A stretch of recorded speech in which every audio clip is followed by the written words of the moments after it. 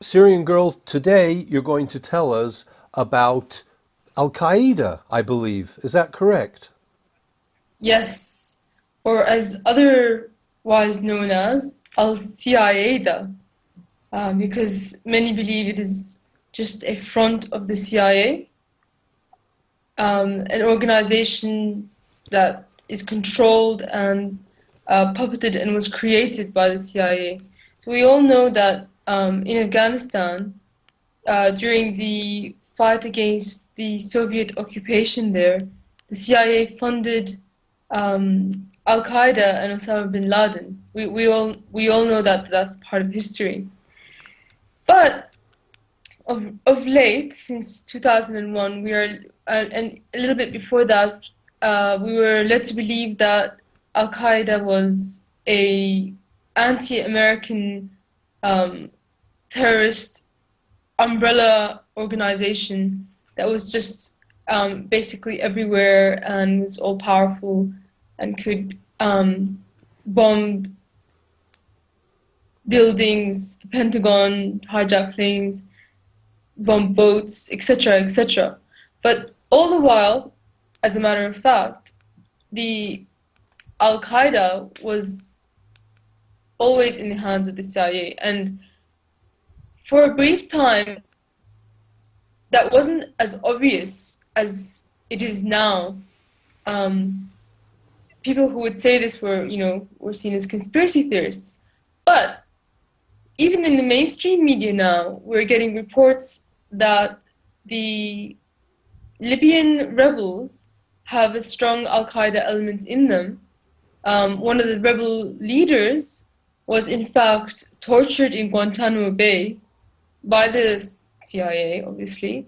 And the Al Qaeda flag is currently being flown over a Libyan courthouse. So um, it's not a conspiracy theory. It's the evidence is there that America supported an Al Qaeda presence in Libya and to take power there.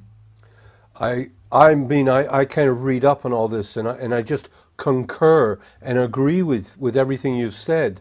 We had a foreign minister in England called Robin Cook, and he stood up in Parliament and said Al Qaeda is nothing but a database used by the CIA of people they can use and fund. Well, Yes, he died very suddenly, and some people think it was very mysterious. But he was opposed to the Iraq War, a very famous man, Robin Cook. Well, where can we go from here? Because you might be preaching to the converted, you know? I mean, so many people accept what you're saying and agree with you. It's becoming blatantly clear that NATO's best friend is Al Qaeda, you know? It's just everything's upside down. it's more than that even.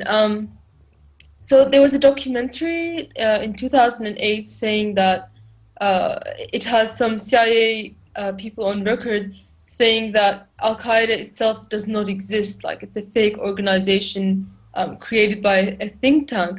So I just want to point out that um, it's not mutually exclusive.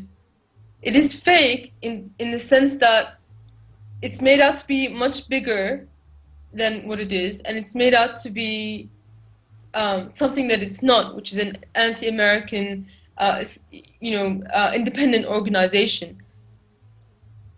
Al Qaeda is crea- continuously being created by the CIA as they recruit people into it. They have cells starting up in countries, and they recruit these people into it that think they're joining it in a sort of liberation anti-American Islamic struggle, when really they're being puppeted by the CIA. I mean, the guys from Al Qaeda, the lower level pawns, so to speak, they really don't understand what's going on. To support this claim, you can go on the internet right now, or if you want specifically, go on a website called whatreallyhappened.com. and there's a cached news article there talking about Shin Bet agents in Palestine having been captured trying to start an Al-Qaeda cell. So that's them calling people up saying, "Oh, do you want to join Al-Qaeda?" And so wherever Al-Qaeda is, there's some Shin Bet, Mossad, or CIA agents controlling it, and it's not a new tactic. I mean, in Ireland, the MI5 and the MI6, they too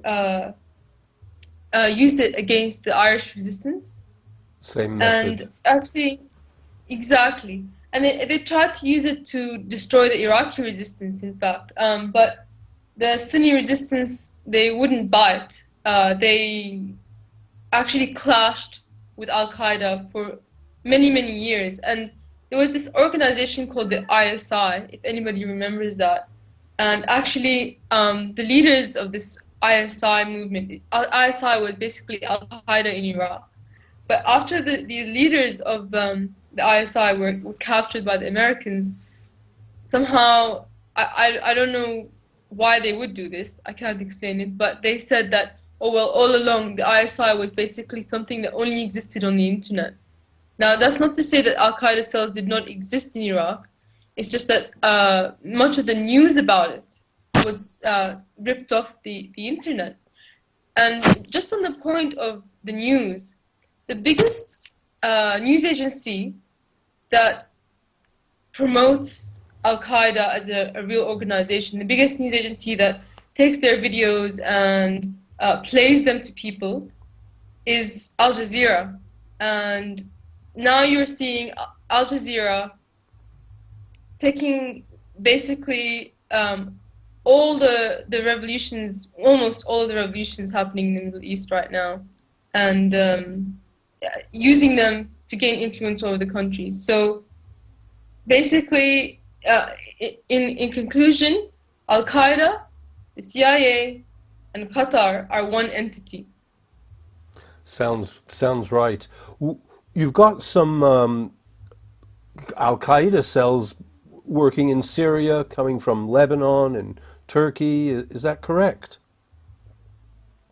I think we're starting to see that a little bit now because the movement in Syria, I'm not going to say all of the Syrian opposition is this way, but the most powerful element currently amongst the Syrian opposition, the most heavily funded, and the one that's probably going to be the one being set up to take power, is a Islamic Salafist movement which coincides with Al Qaeda's beliefs.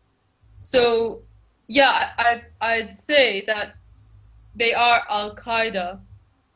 If if Al Qaeda is it's not really a legitimate organization. It's just a name for some puppets, basically, that are being controlled by America. So, do you think all the Arab world could become Al Qaeda or Muslim Brotherhood? I don't know if it's fair to combine the two in the same sentence. It's not exactly fair because the Muslim Brotherhood are more like democratic. What do you call them?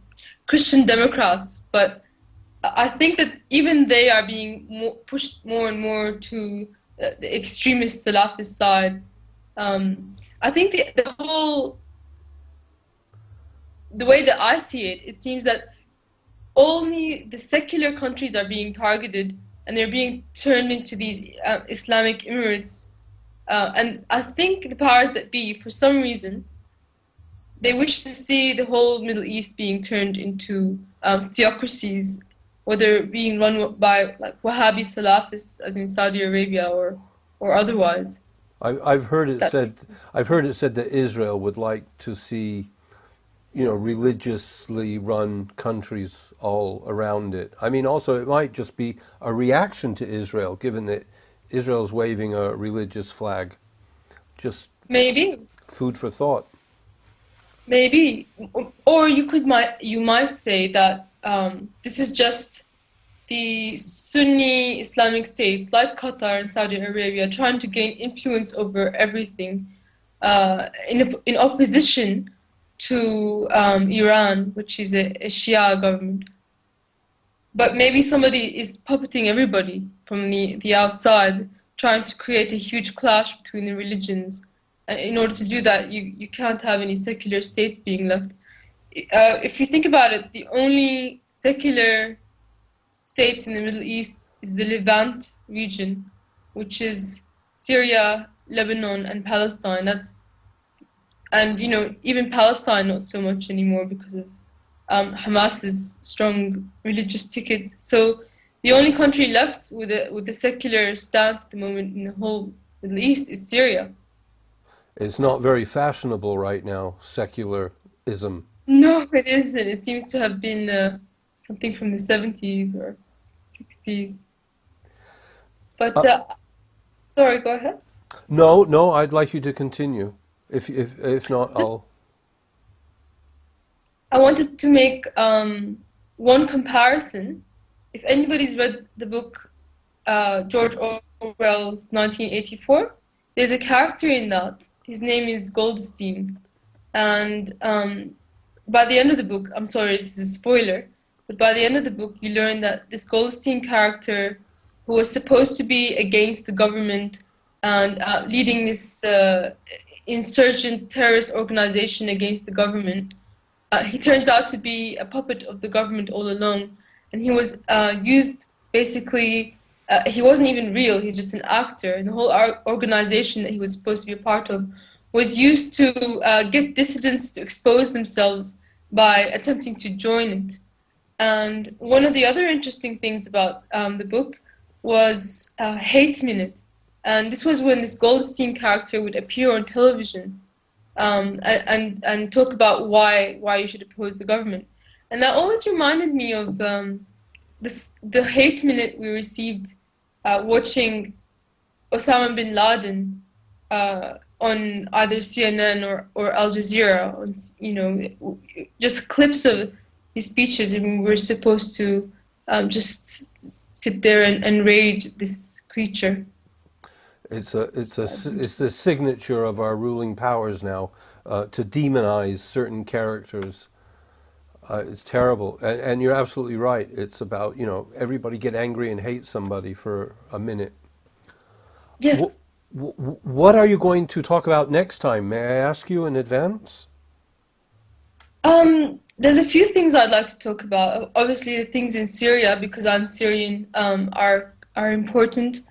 There's some historical things I'd like to mention as well. More war crimes about that went on in Iraq. Um, there's just so much. There's just so much to talk about. Anti-American um, terrorist umbrella organization that was just basically everywhere and was all powerful and could bomb buildings, the Pentagon, hijack. Syrian Girl, today you're going to tell us about Al-Qaeda, I believe. Is that correct? Yes, or as otherwise known as Al-Qaeda, because many believe it is just a front of the CIA. Al-Qaeda and Osama bin Laden. We all know that that's part of history. But of late, since 2001, we are, and a little bit before that, we were led to believe that Al-Qaeda was a thing, bomb boats, etc., etc. But all the while, as a matter of fact, the Al-Qaeda was always in the hands of the CIA. And for a brief time, that wasn't as obvious. An organization that is controlled and puppeted and was created by the CIA. So we all know that in Afghanistan, during the fight against the Soviet occupation there, the CIA funded